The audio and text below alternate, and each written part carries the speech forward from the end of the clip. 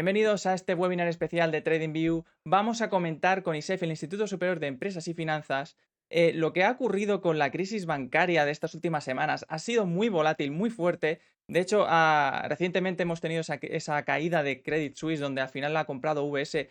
Han ocurrido muchísimas cosas y vamos a comentar exactamente qué ha sucedido. Entonces, yo tengo una pregunta aquí, tengo a Rubert aquí de ISEFI y a Josep, nuestro director de Growth de TradingView. Entonces, vamos a empezar con esta pregunta importante, es decir, ¿qué es lo que ruido de esos fantasmas de 2008 que hay ahí atrás, ¿no? Con la caída de Lehman Brothers. ¿Nos encontramos en una situación similar o es algo completamente distinto? Adelante, Robert. Buenos días a todos, gracias por asistir a este webinar, gracias por invitarnos. Voy a ser breve y directo, casi con titulares. No estamos ante una crisis como la de Lehman Brothers, estamos muy lejos de poder hacer una similitud, hay cosas similares, pero estamos en una situación completamente diferente. Y dos, creo que la respuesta rápida de los bancos centrales, sobre todo del Banco Central Suizo, el SNP, de atajar este problema, nos da una tranquilidad de saber que la situación está bajo control. Ahora bien, bajo control, pero tenemos que estar expectantes para seguir viendo cómo se desarrolla. Muy interesante, porque además es que han reaccionado, es verdad, mucho más rápido. De hecho, en marzo de 2020 también reaccionaron mucho más rápido ante esa crisis. Nada que ver con 2008, donde tardaron meses en tomar una decisión, digamos, consensuada y de manera firme. Entonces, aquí realmente sí que es verdad que las crisis las están atajando bastante rápido, ¿no? En ese sentido. ¿Qué opinas tú, Josep? Bueno, yo coincido también, es decir, aquí lo que estamos hablando es que, o para mí el punto a destacar es que tenemos una globalización de mercados. Eso se ha visto precisamente como un pequeño banco en California pues impacta al resto de los mercados mundiales de una manera pues fuerte, y eso lo que nos está indicando es una señal de globalización, ¿no? De que los mercados están muy conectados y que por tanto requiere una acción coordinada. Estoy de acuerdo que de un poco la sensación que yo tengo es que lo que llevo en el mundo financiero, hago un inciso, yo no soy economista, yo soy ingeniero de telecomunicaciones, con lo cual, puedo decir que desde lo que llevo en el mundo del análisis y de seguimiento del mercado financiero, me da la sensación que las crisis cada vez son más frecuentes, ¿no? Es decir, o al menos tengo la sensación de que se están acortando. La última fue el 2008, todavía resuena mucho eso. Y después tuvimos, pues evidentemente, el COVID, pero antes ya había otros momentos de situación de pánico bursátil. Entonces, coincido plenamente que no estamos ni mucho menos en esa situación y, por tanto, los reguladores han aprendido la lección. Y, por otro lado, tengo que decir que en el mercado de deuda global que estamos viviendo, pues al final esto forma parte de la limpieza del mercado, ¿no? Entonces yo lo estoy achacando a una corrección. Es decir, el mercado global de deuda está diversificado y a veces se concentra demasiado y por tanto hay que hacer limpieza. Entonces, para mí, esto ha sido dos operadores, concretamente Credit Suisse, que ya no es nuevo, es decir, ya se arrastraba desde hace muchos años. Y en el caso de Silicon Valley, pues para mí responde a una mala decisión de inversión de unos gestores que han apostado demasiado, han inclinado la balanza dentro de su portfolio de riesgos, y eso les ha causado pues la quiebra, ¿no? Pero eso no tenía por qué afectar al resto de bancos, como sí ha sucedido, ¿no?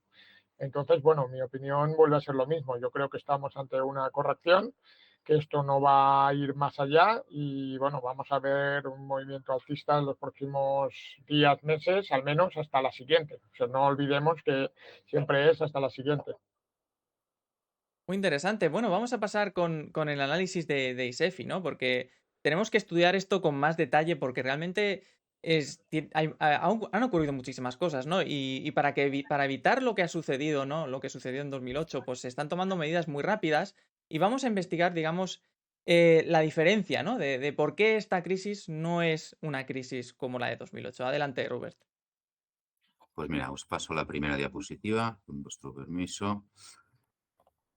A ver, Yo aquí quería destacar, y creo que va muy en línea de lo que estamos comentando con Josep, hay un autor en Bloomberg, bueno, un opinador y un economista que hace siempre análisis bastante interesantes y un poquito que van fuera de la marea reinante o de la moda, que es John Authers. Este señor hace muy poco nos da un artículo, un análisis y decía, crisis, ¿qué crisis? ¿No? Entonces, a ver, no es que yo quiera o yo diga lo mismo que este señor, pero sí que creo que este miedo, ¿no?, que estos días he estado escuchando y que es lógico por otra parte, porque al final Credit Suisse es uno de los bancos sistémicos, por lo cual es lógico, no tanto Silicon Valley, pero Credit Suisse es un banco sistémico, por lo cual es lógico que haya los titulares y en prensa pues haya siempre, hoy estamos ante un problema, esto es un dominó, vamos a empezar como en 2008, que duró hasta 2012 y demás, ¿no? Por lo cual, esto es el primer punto. Creo que, como decía, no estamos en esa situación.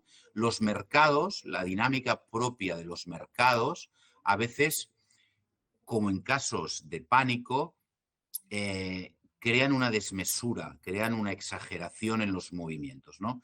Entonces, estos días creo que ha vuelto a ocurrir esto, tiene como una realidad propia. Obviamente, claro que los mercados financieros siempre van acorde y son una proyección de lo que pasa en la economía real, pero cuando el problema viene ya de los mercados financieros en sí, porque estamos hablando de entidades bancarias, pues quizá aún de manera más exagerada los movimientos son muy elevados, ¿no? Por lo cual, sí que creemos que hay una preocupación importante en los bancos regionales americanos, por lo cual quería aquí destacar que el problema principal lo vemos en bancos regionales americanos y especialmente de sectores menos corrientes o son bancos menos mainstream, porque sabemos que el Silicon Valley Bank era un banco sobre todo centrado en todo el tema del capital riesgo, de las startups, de proyectos de tecnología y demás. Este es un sector, dar inversión crediticia, hacer inversión crediticia en este tipo de sector, es un sector de los que más riesgo tiene en el mundo. ¿Por qué? Porque si funciona bien el proyecto del emprendedor de turno,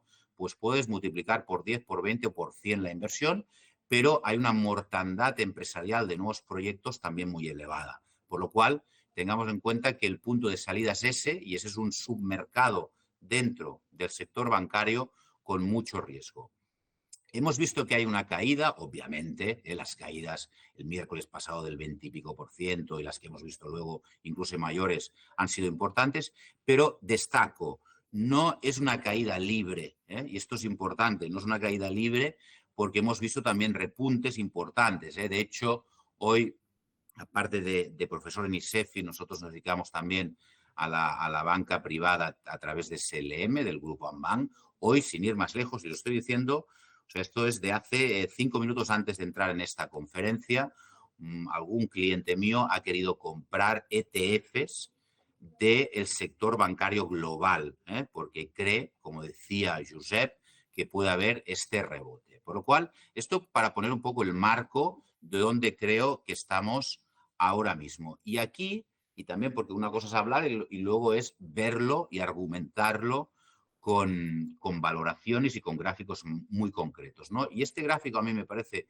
muy interesante porque nos da las valoraciones del sector bancario en general. ¿Y qué nos dice este gráfico? En la parte de la línea negra es del sector bancario americano y la parte azul del sector bancario europeo. Nosotros comparamos aquí el valor en libros del sector bancario en general con el valor de las cotizaciones de los bancos. Cuando esto es menos de 1, quiere decir que el valor en libros está por encima de la cotización. Es decir, estamos cotizando con descuento, ¿no? Quiere decir de que en mercados, en la bolsa, se cree que el valor de la compañía es incluso menor que el valor en libros. Esto siempre es un motivo de preocupación, ¿no? Y vemos aquí que sí que es cierto que hemos empezado, tanto en una línea como en la otra, estamos por debajo de 1, por lo cual sí que es cierto que hay un impacto en el sector bancario global. El problema está, obviamente,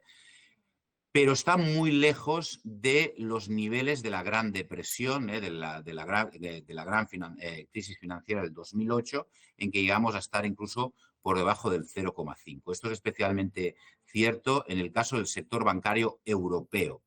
Aquí también Otra matización, que a veces también va bien decirlo, al final ningún banco de la zona euro es el que ha tenido el problema. Ha sido de la economía americana y de la economía suiza, que no está dentro de la zona euro. Por lo cual, claro que podría llegar el contagio si no se hubieran tomado las medidas oportunas, pero que tengamos claro que no es del sector bancario europeo, de la zona euro, quiero decir.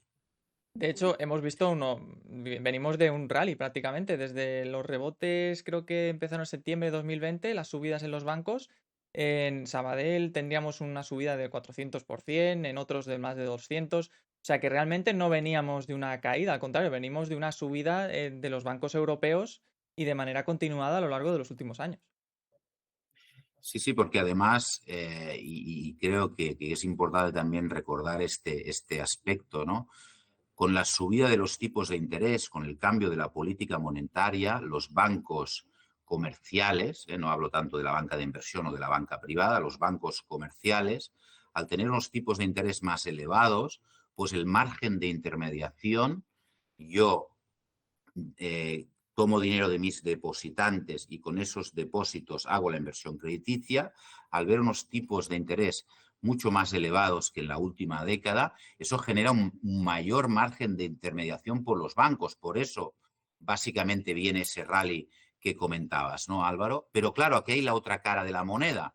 Por eso las presiones a los bancos centrales a que no suban tipos, que yo creo que seguirán subiendo tipos e irán a lo suyo, pero la presión también viene porque, por otro lado, en los balances, eso pasó clarísimamente en el Silicon Valley Bank, en sus balances tienen mucha renta fija, tienen mucha deuda, tienen muchos bonos y esos bonos con las subidas de tipos bajan en precio. Si tú tienes un problema de liquidez que no de solvencia, un problema de liquidez y necesitas vender parte de tu inversión crediticia, en este caso en bonos cotizados, es lo que le pasó a Silicon Valley Bank, que cuando fue a venderlos, los bonos habían bajado de precio por las subidas de tipos y tuvo que asumir una pérdida de, me parece que eran 1.8 billion, ¿no? Por lo cual, claro, por un lado va bien por el margen de intermediación, pero por otro lado, la deuda que tenemos en balance, en nuestro activo, también baja de valor, ¿no?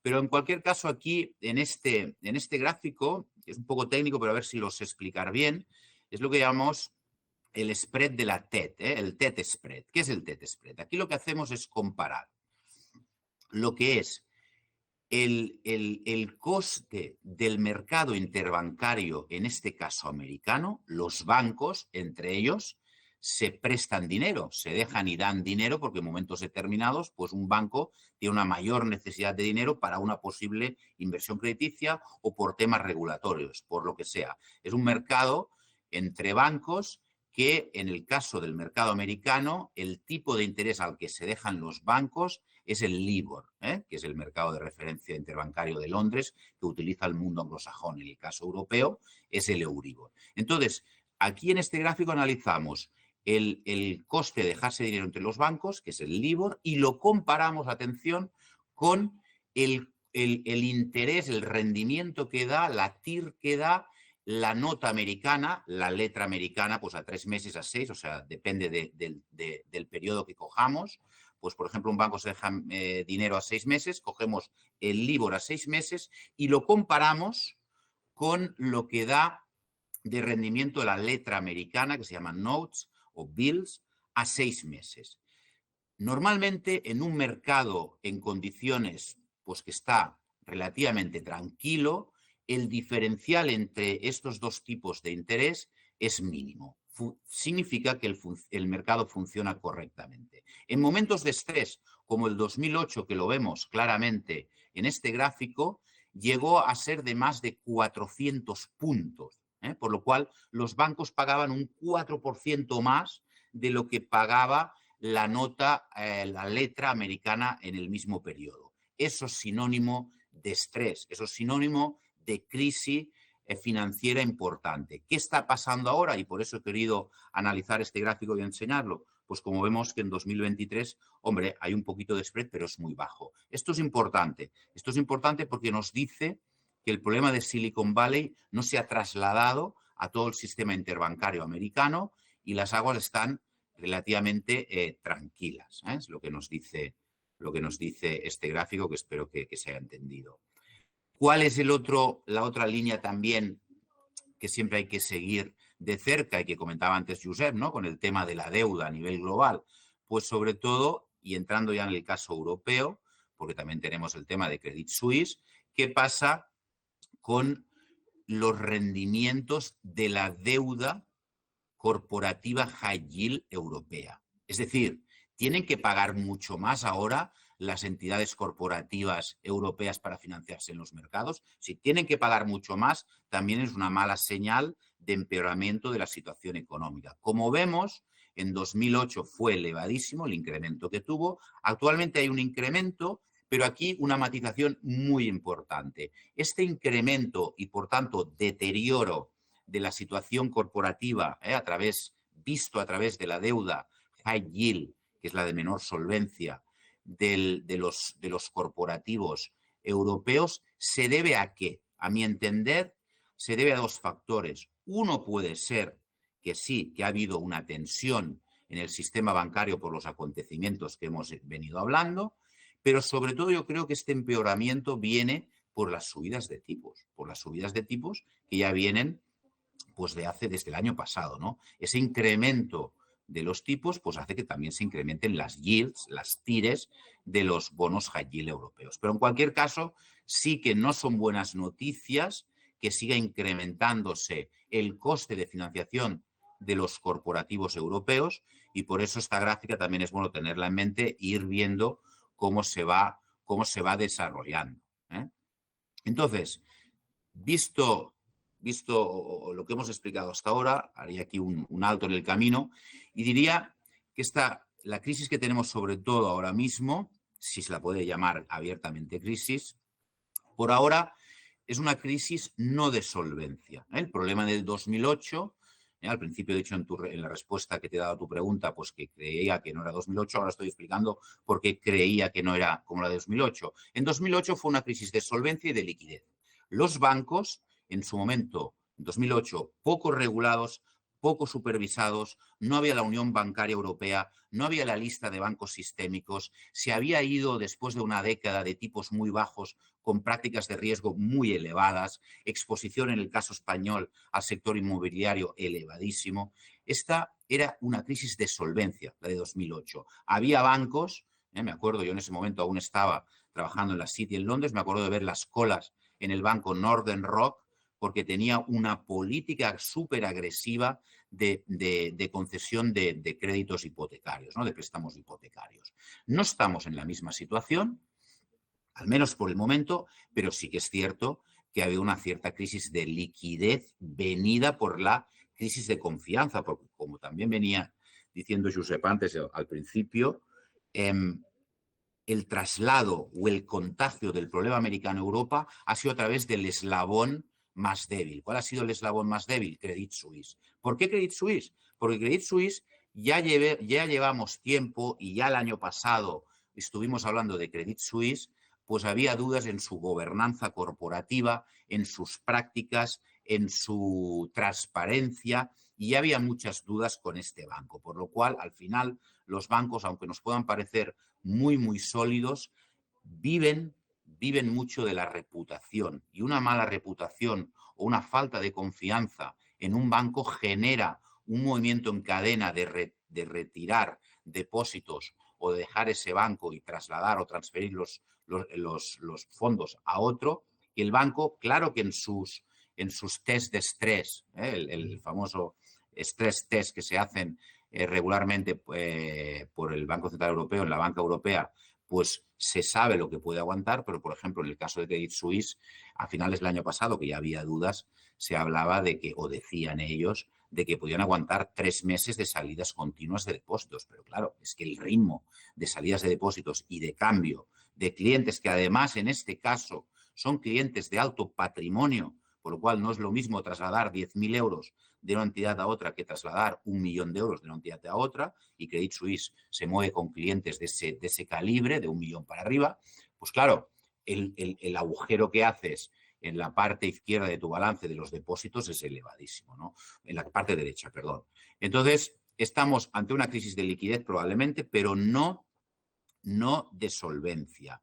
¿Será suficiente las medidas de los bancos centrales, en este caso el Banco Central Suizo, para atajar eso? Creemos que sí, pero es verdad que hay que saber hasta qué punto pues sigue esta dinámica de esta crisis de confianza y cuánto dura, ¿no? Pero por el momento, como decía al principio, pensamos que lo tenemos bajo control. Y de hecho aquí, este también es un señor que trabaja en Barclays que a veces pues da notas de análisis y en este caso está en inglés, pero rápidamente aquí quiero destacar porque me ha parecido muy interesante lo que dice aquí, que viene a corroborar lo que estábamos diciendo, ¿no? Nos dice, en 2008 fue mucho más difícil por muchos motivos, ¿no? Sobre todo porque muchos bancos tenían una capitalización insuficiente, estaban poco regulados y sobre todo, que esto no lo he dicho antes, la calidad de sus activos, la calidad de su inversión crediticia era mucho peor que ahora. Claro que siguen habiendo y seguirán habiendo siempre impagos en la inversión crediticia de los bancos, pero claro, recordemos que en 2008 todo se origina con los clientes subprime. Los clientes subprime tenían una calidad crediticia, esas familias pobres, muy baja y al mínimo movimiento, al mínimo estornudo negativo en la economía, ya no podían pagar sus hipotecas, ¿no? Entonces, estamos, como dice aquí este señor de Barclays, en una situación muy diferente. Voy pasando. También decir que hay los bancos sistémicos, que perdonad que hago un salto ahora porque me gustaría mostrar la lista de bancos. Aquí tenemos los bancos sistémicos.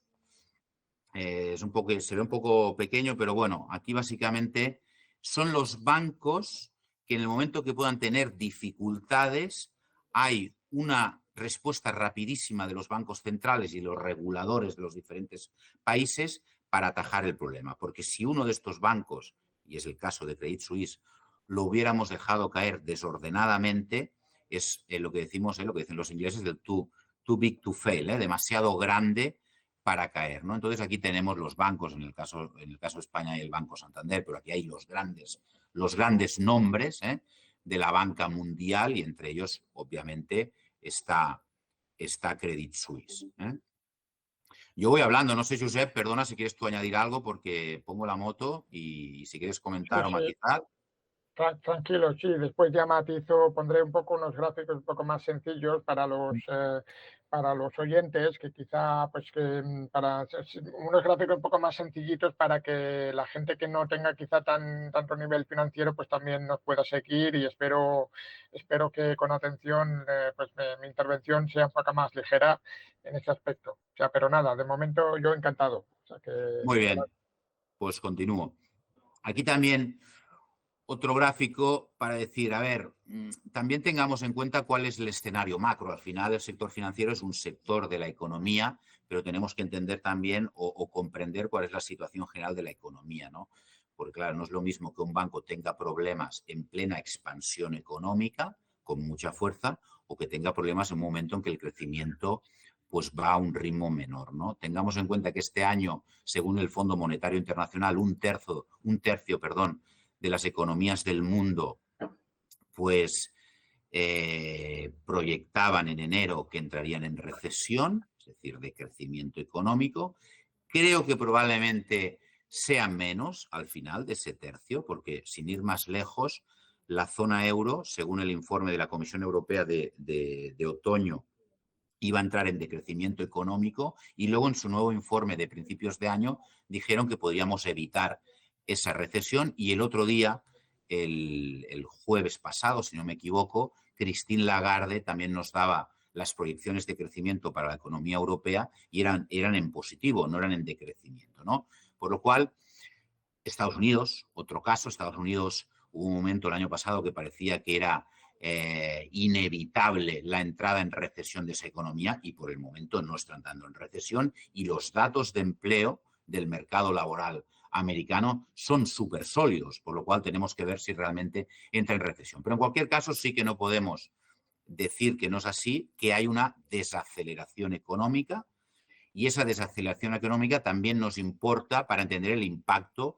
en el sector bancario, que es el tema que nos ocupa hoy, ¿no? Entonces aquí, en este gráfico, lo que vemos es en la parte de arriba, que es la línea roja, el consumo de crédito, es decir, el consumo de crédito, el mayor o menor crédito en la economía americana. Vemos que, como veis al final, pues se está frenando, y sobre todo abajo, que esto es lo que debería preocupar algo más, porque también va muy directamente relacionado con el sector bancario, lo que son los impagos de los préstamos al sector bancario. Sí que vemos pues que no viene ya de ahora, pero desde 2021, 22 y 23 acelerando, sí que hay un incremento más de los impagos y que también hay que seguirlo de cerca. Al final esto no es más que un reflejo de la situación macro en general. Y aquí tenemos el gráfico del protagonista, ¿no?, de toda esta historia, porque en principio parecía que era Silicon Valley, pero creo que el protagonista debe ser el banco sistémico, que es Credit Suisse. Como os decía, es un banco demasiado grande para dejarlo caer y por eso hay la compra por parte de UBS.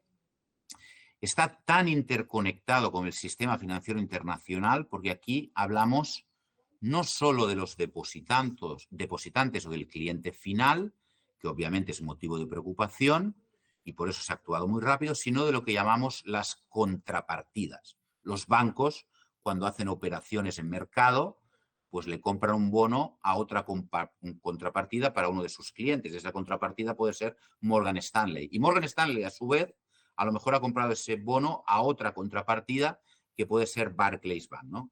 ¿Qué quiere decir con eso? Que las contrapartidas de Credit Suisse, el otro día se estimaba que eran alrededor de 1 millón de contrapartidas. Ese millón de contrapartidas es 1 millón de capilares que en el caso de Credit Suisse no hiciera frente a sus compromisos con las contrapartidas por los pagos de las operaciones financieras, lo extendería literalmente a todo el sistema financiero internacional. Porque como podéis entender, 1 millón de contrapartidas te dice que es un banco sistémico y es un banco global. De hecho, Credit Suisse me parece que está estimado que el negocio que le viene estrictamente de su país de origen está alrededor del 12-13%. El resto son operaciones globales internacionales. Por lo cual, es un banco demasiado grande para dejarlo caer y así ha sido que no lo han dejado caer. Hubo en un primer momento, pues esta inyección importantísima, esta línea de liquidez de 54.000 millones de dólares por parte del Swiss National Bank, que es el Banco Central suizo, pero la crisis de confianza sí que es más difícil de atajar en este banco y por eso hemos visto que al final se ha tenido que optar por la compra. Las caídas han sido muy intensas últimamente, pero tenemos que tener en cuenta que este banco es un banco que, a pesar de representar, ¿no?, esa solidez de la banca suiza y de una economía tradicionalmente neutral, ha sido ya una historia de mucha volatilidad y lo vemos aquí en el gráfico desde el año 94. Pensemos que llegó un momento, antes de la crisis del 2008, a tener una capitalización bursátil alrededor de los 100 billones, 100.000 millones de dólares, y ha ido bajando hasta llegar pues por debajo de los 10 billones y al final pues no está claro, pero parece que van a pagar alrededor, hay que ver si se tiene en cuenta el pasivo que asume o que no asume UBS o el gobierno suizo, pero a lo mejor del orden de los 3 billones, ¿no? 3-4 billones, por lo cual imaginaros, ¿no?, el problema que ha supuesto esto para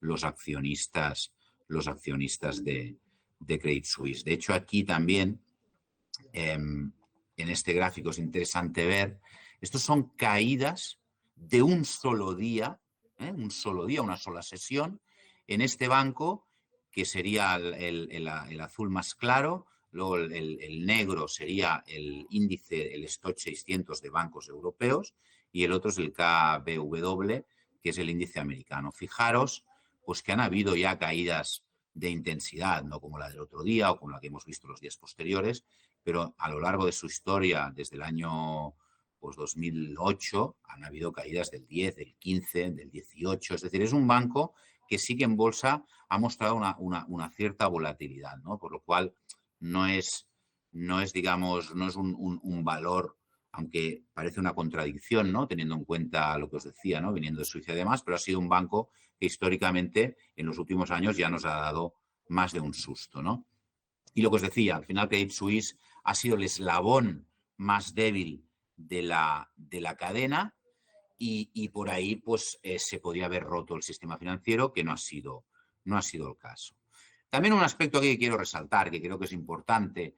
El otro día, esto es es demasiado técnico, como decía Josep, y no quiero entrar en lo que es la explicación de lo que son los swaps, pero solo pongámoslo como si fuera una estadística. Esta gráfica nos dice que el día antes de todo el problema de Credit Suisse, cuál era la expectativa de subida de tipos de Christine Lagarde, que haría Christine Lagarde por parte del mercado. Y se esperaba que fuera alrededor de un 0,50. Al saltar el problema, al aparecer el problema de Credit Suisse, automáticamente el mercado cree que que Christine Lagarde tendrá en cuenta estos problemas de Credit Suisse y bajan las probabilidades de subida no a un 0,50, sino que sea del 0,25 o de 0. Hubo una presión intensa por todos los indicadores para que Christine Lagarde el pasado jueves no subiera tipos de interés. Entonces, aquí hay un gran debate. ¿Es primero la estabilidad de precios o primero la estabilidad financiera? Claramente Lagarde fue muy tajante. Primero la estabilidad de precios.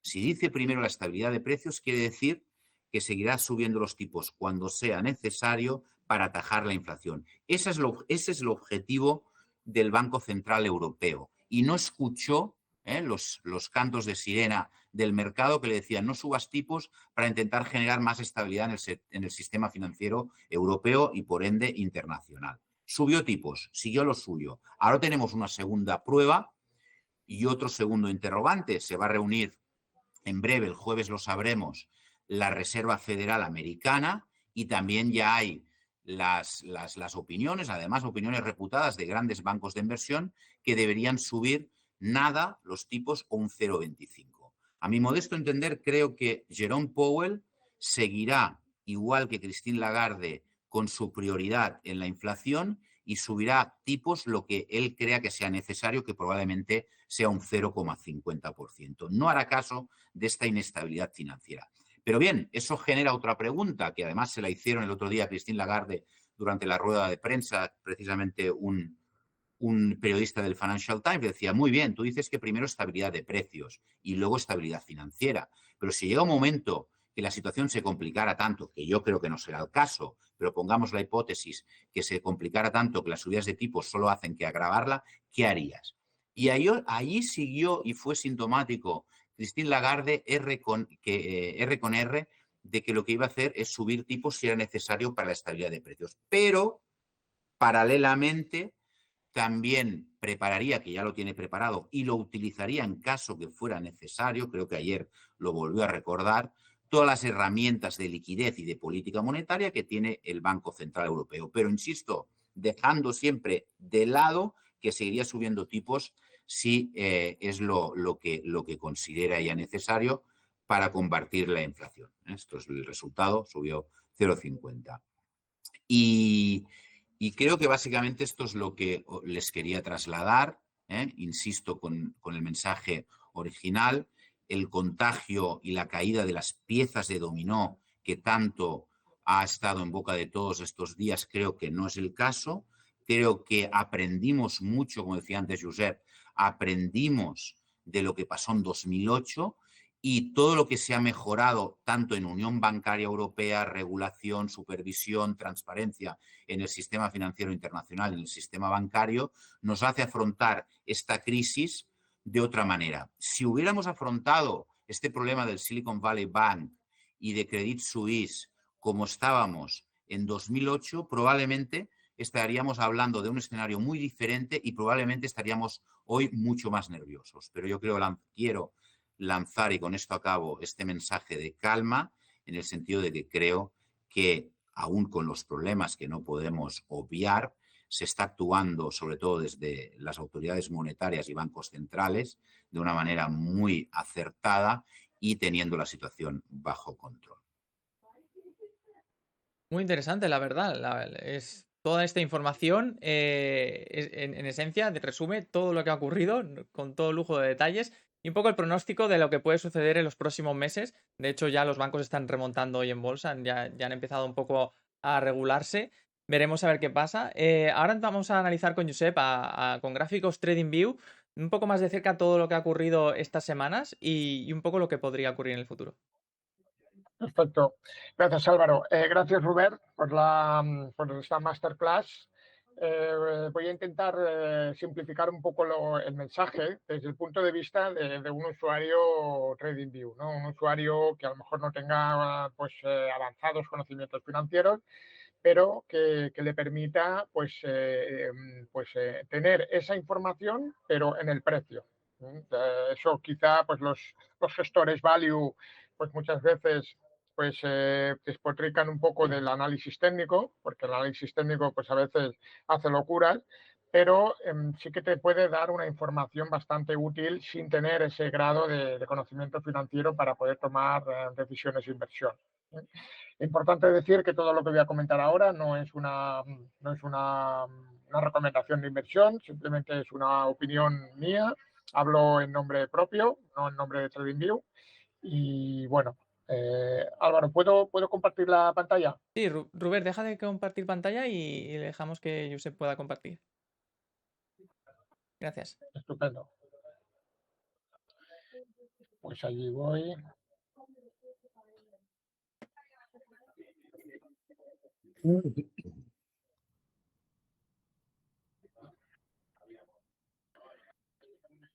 Vale, ¿veis la pantalla ahora? Sí. Estupendo. Pues Perfecto. mira, creo que es acertado empezar el primer gráfico de todos con lo que ha comentado Robert pues el ETF de los bancos europeos. ¿Vale? Como veis aquí, pues aquellos que nos estén escuchando pueden tener acceso a ver la situación de los bancos a nivel europeo con el ETF XV1. ¿Vale? O si buscas European Banks, pues aquí puedes ver lo que está ocurriendo no con los bancos españoles, porque he leído en la prensa que si la solvencia de los bancos españoles, porque lógicamente la prensa española pues trata de regionalizar el problema, pero lo pongo a escala europea de ver qué es lo que ha sucedido en estos últimos días, ¿no? Como vemos, al final, pues tirando para atrás, desde el 2008, pues se ve una gran caída desde máximos y podemos decir que durante estos 10 años hemos estado digiriendo ese problema, ¿no? Esa situación tan desequilibrada de exceso de crédito, de activos tóxicos, de problemas inmobiliarios, bueno, toda una batería de problemas o desequilibrios en el sector financiero que se lo ha estado comiendo con patatas, digiriendo todo esto hasta que pues vemos que en el 2020, que es otra vez el COVID, pues tenemos otra caída que no sabíamos lo que va a ocurrir, pero hace a nivel técnico un doble suelo y aquí remonta, ¿no? Entonces, al final, yo le diría a todos aquellos usuarios pues que no tengan ese conocimiento a nivel financiero, pues una gráfica muy sencilla en el cual me dice, mientras esté por encima de la media de 200 sesiones, en el marco horario semanal, estamos alcistas o pues la cosa pinta bien. Pinta que las tendencias dentro de subidas y bajadas, pues vamos a estar subiendo, ¿no? Entonces, esto es una imagen que ya nos resume que lo que ha ocurrido en las últimas semanas, como veis esta bajada de aquí, pues simplemente es una corrección. Es decir, simplemente había subido mucho, ha necesitado corregir, ha tocado la media móvil de las 50 sesiones y vemos que está rebotando en estos momentos. Es decir, al final no ha roto ninguna tendencia de corto plazo desde el COVID. Seguimos en tendencia alcista y, por tanto, si no hubiéramos, es decir, si nos abstraemos de las noticias, pues oye, aquí no ha pasado nada. Simplemente estamos hablando de que ha sido una corrección dentro de una tendencia alcista y no hay mucho más que decir, ¿vale? Pero me gustaría poner otros comentarios que ha hecho Robert sobre la situación high yield, ¿no? Es decir, bonos, al final, cuando hablamos de gráficos, pues al final las economías modernas, todo se basa en el crédito, con lo cual, al final todo ronda alrededor de qué pasa con esa deuda que está circulando por los mercados. Se las traspasan de unos a los otros y al final esa deuda pues tarde o temprano no se puede pagar. Pues yo no estoy tan en desacuerdo cuando hablan de la deuda global que es impagable y estos mensajes un poco catastrofistas, porque al final vivimos en una economía moderna en el cual si no hubiera el crédito, pues no existiría el crecimiento. Eso lo tengo absolutamente claro. Es decir, es necesario el crédito, es necesario la generación de deuda para que pues, proyectemos una serie de beneficios o de resultados hacia futuro. Es decir, si no generamos deuda, pues no se podrían construir carreteras porque diríamos que esas carreteras primero hay que pagarlas, ¿no? Y eso no es así. Los países necesitan endeudarse, las empresas necesitan endeudarse también para hacer proyectos de inversión que pues le garanticen una posición determinada en el mercado en el futuro. ¿De acuerdo? Pero sí que puedo o podemos adelantar qué pasa con la deuda high yield, que es precisamente la que nos indica qué es lo que pasa, ¿no? Porque podríamos decir que son deudas de menor calidad o que nos pueden dar una señal de lo que ocurre en la economía en general, ¿de acuerdo? Estoy intentando dar algunos tips o trucos, ¿no? Directamente sin entrar en los gráficos de macroeconomía, pero sí de dos o tres cosas. Hablando de los bancos, pues oye, tenéis un ETF de los 600 bancos más importantes. Si a nivel tendencial pues estamos todos arriba, pues puede ser que nos encontremos un caso popular, un Silicon Valley Bank, pero es algo concreto. Igual que el ETF europeo, hay otro ETF de Estados Unidos y vais a ver la misma situación. A nivel, dijéramos, sectorial, no hay ningún problema. Sin embargo, en el caso del high yield, sí que podemos ver que pues desde el año 2008, pues veis un poco pues todas las crisis que hemos tenido a lo largo de estos años. Como os decía, la crisis de deuda pues se repite, porque si vivimos en una economía moderna que todo tenemos pues en burbujas de deuda, pues tarde o temprano esas burbujas petan y tienen que limpiar. Bueno, Warren Buffett siempre decía que cuando baja la marea, pues se sabe quién está desnudo, ¿no? Porque es cuando aquellos que han tomado decisiones demasiado arriesgadas o no han podido gestionar esa situación de vacas flacas, pues se mueren, el mercado la limpia, es absorbido por otro operador y la cosa sigue funcionando, ¿no? Entonces, aquí vemos pues un poco las tendencias que, como veis, no es del 2008. Es decir, estamos hablando que hubo una crisis en el 2011, después volvimos a tener otra en el 2015, en el 2016, en el COVID, por supuesto, ¿no? Entonces, aquí lo que nos está diciendo este gráfico, que, bueno, probablemente ahora a nivel bancario no tenemos esa situación, pero atención que si miramos un poco el pasado, podemos tener que el high yield está por debajo de la media móvil de 200 sesiones. ¿Vale? Entonces, yo pienso que la situación alcista que ahora tenemos probablemente va a durar todavía un poco el impulso de la confianza generada por los bancos centrales que han actuado bien, pero pienso que a unos meses vista, pues, tal como comentaba Robert, los bancos centrales tienen es decir, tienen una hoja de ruta muy marcada y pues cueste lo que cueste, lo van a seguir adelante. Los bancos centrales siempre actúan tarde. Es decir, ellos tienen unas tendencias, si hablamos de estas tendencias macroeconómicas, pues los bancos centrales aún son más lentos. Es decir, toman decisiones, toman una ruta y, oye, cuando ya, aún me acuerdo en el año 2008 que el Trichet seguía subiendo los tipos de interés, cuando la situación ya pintaba mal, ¿no? Entonces eso luego pues, produjo una caída, una grave caída de los mercados financieros en 2008, pero Trichet hacía unos meses que seguía subiendo tipos.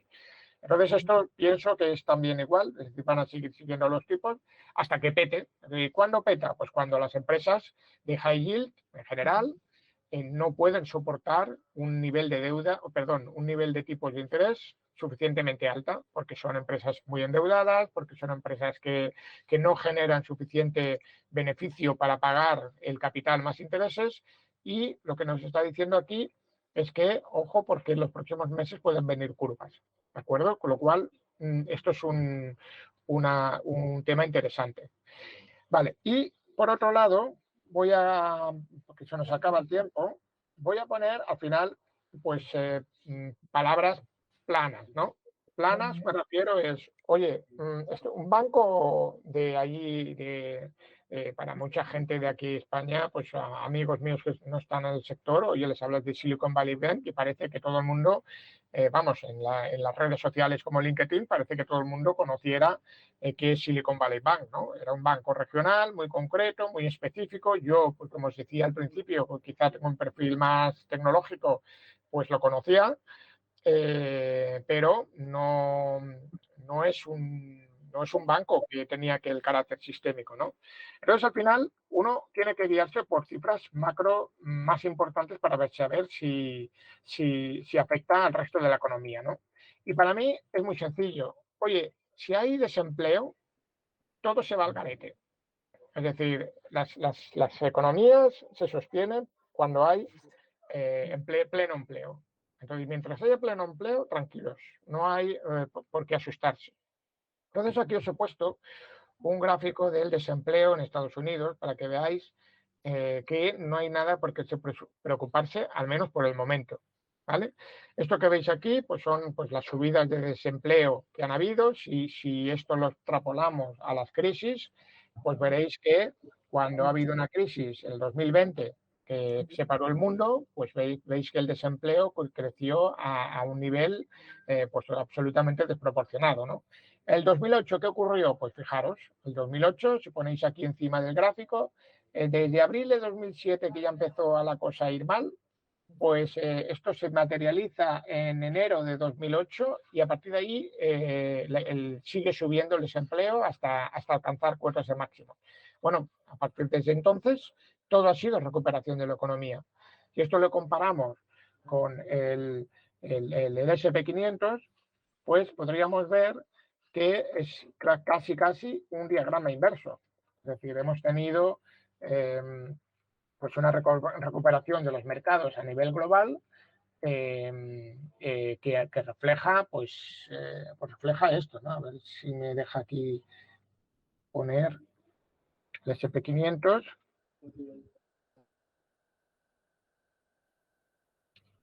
Vale, bueno, pues esto, como veis aquí, es un poco...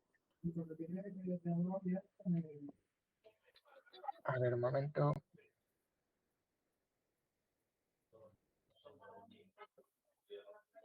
A la izquierda.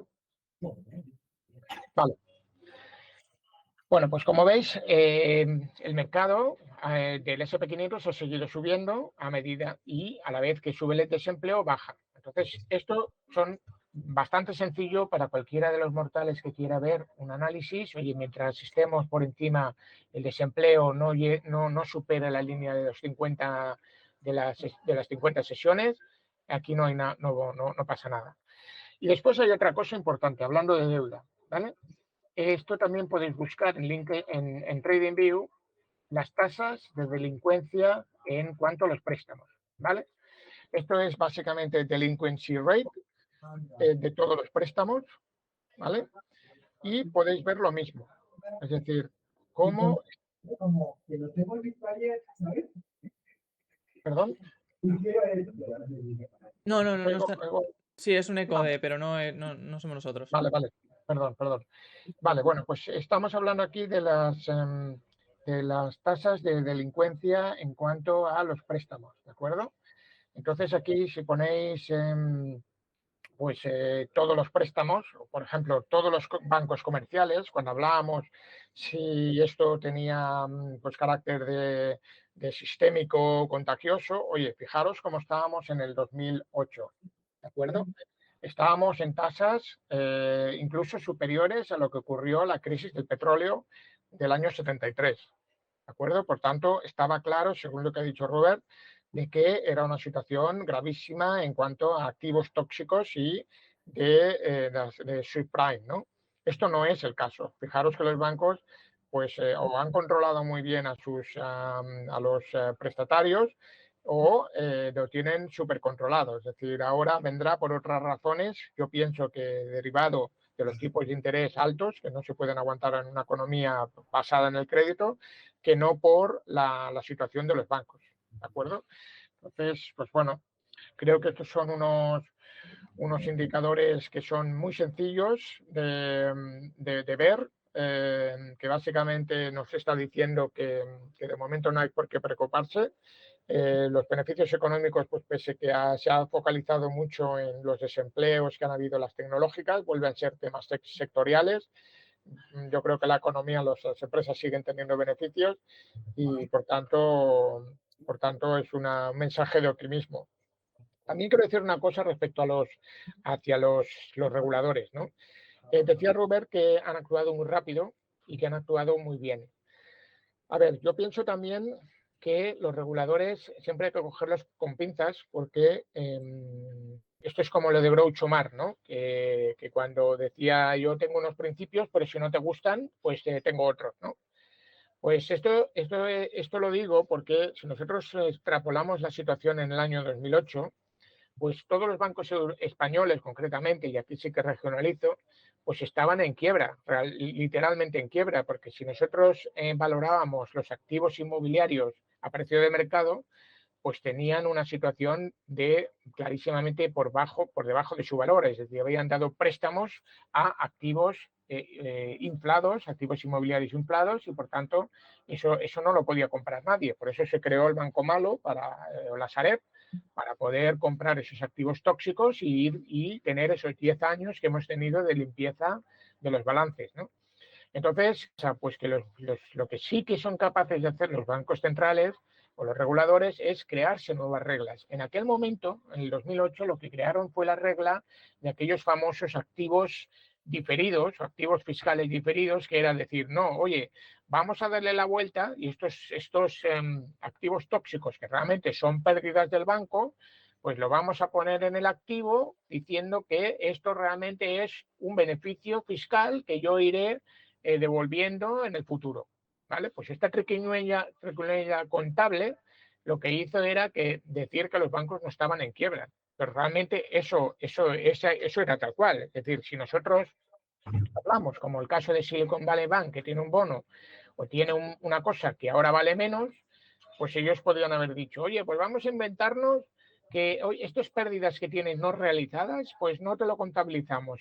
Lo pones contablemente, en tu libro, y ahora será un activo. En lugar de ser un pasivo que estás vendiendo a pérdidas, será un activo que ya lo devolverás cuando tengas beneficios. Pues claro, haciendo trampas, pues también las cosas se pueden ver desde otro punto de vista, ¿no?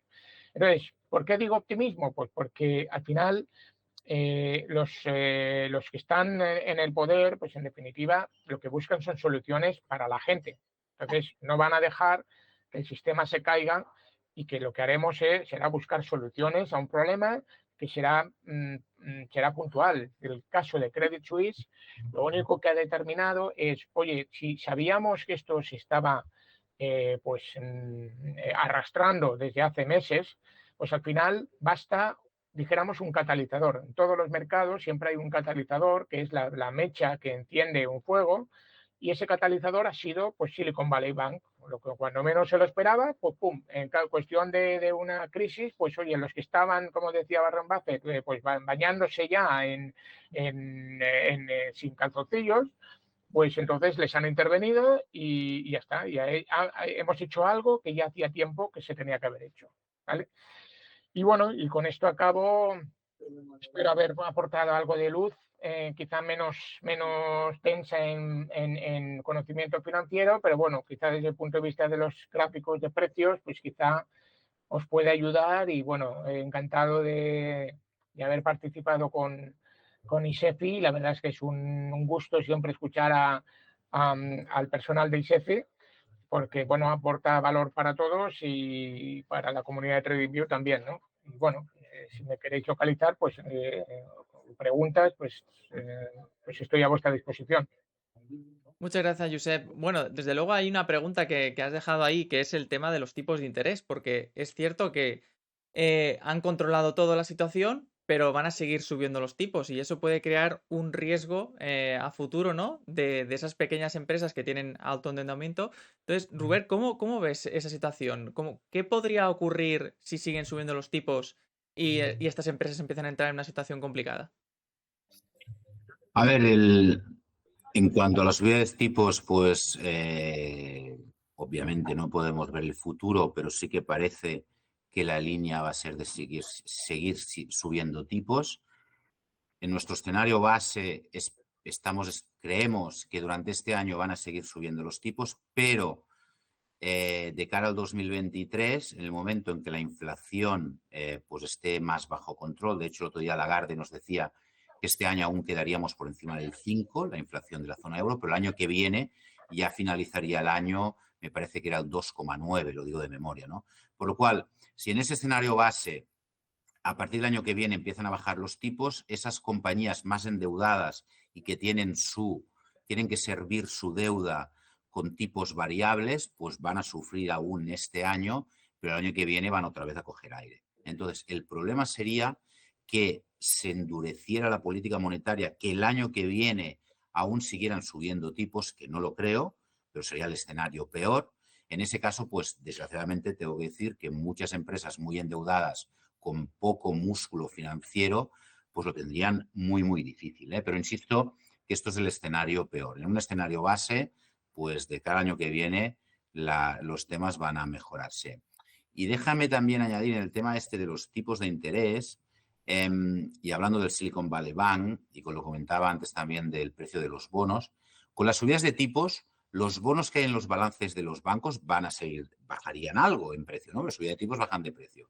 Pero hay una medida, por eso decía que hay algunas medidas acertadas, y esta a mí me lo parece, una medida muy acertada del Tesoro americano que dice, si un banco tiene un bono comprado a 100 en su balance, ahora cotiza a 80 y necesita venderlo ahora porque tiene un problema de liquidez, estos 20 puntos de diferencia se le da un préstamo por parte del Tesoro a un plazo determinado para que ahora pueda vender sin pérdida, ¿vale?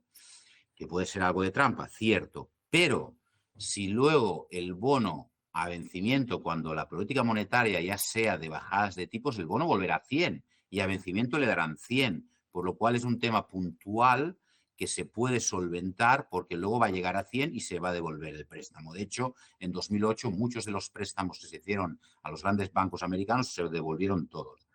Por lo cual, eso también creo que es un aspecto importante, que en el caso de que sigan las subidas de tipos de interés y vayamos al escenario malo que te decía, de más subidas también el año que viene, estas otras medidas temporales pueden ser de gran utilidad. Muy interesante. Josep, ¿algo que añadir aquí? Pues no, la verdad es que está bastante bien definido. Es decir, pienso eso, que al final, pues el mensaje sobre todo es de optimismo. Eso es lo que quiero transmitir porque, pues bueno, los miedos que han habido son infundados. El mensaje de optimismo es que, bueno, vamos a tener que convivir con tipos altos durante un tiempo. Como digo, todo tiene un límite hasta que, pues lo que digo, la tendencia es, o sea, la macroeconomía es muy compleja, ¿no? Entonces nunca sabes qué es lo que hace la gente, pero hay una cosa básica y es que si tú subes los tipos, no puedes pedir préstamos porque ya estás suficientemente endeudado, pues la economía se para. Eso es una cuestión básica, ¿no? Y entonces esa parada de la economía pues vuelve a hacer que la gente consuma menos, por tanto, supuestamente habría menos inflación y finalmente pues eso lo que va a ocurrir es que cuando vuelva a bajar la actividad económica, pues los bancos centrales tienen que otra vez verse obligados a parar las subidas o incluso a bajarlas. Pero ¿qué ocurre? Pues que eso muchas veces va con retraso y como digo, pues ese retraso, muchas veces la reacción, pues pienso que cada vez son más drásticas, tanto de subida.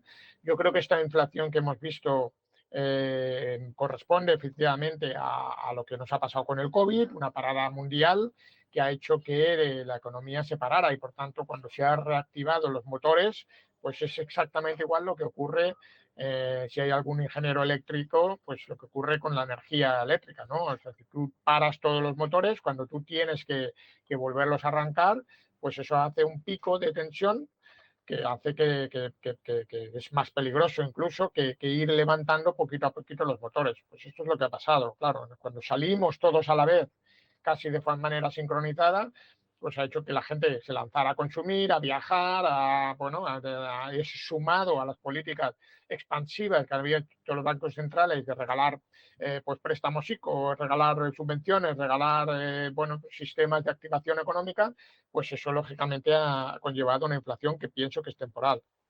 Entonces, bueno, vamos a verlo, pero bueno, insisto en ese mensaje de optimismo que nos va a durar un tiempo hasta que, bueno, volvamos a ver los gráficos. Muchas gracias, Josep. Bueno, pues aquí tenemos los mensajes de tranquilidad por parte de Roberto y Josep. Recuerden que tenemos una colaboración con Isefi. Tenemos aquí la página de isefi.es en el chat de TradingView Streams. También lo van a tener disponible en YouTube en la descripción.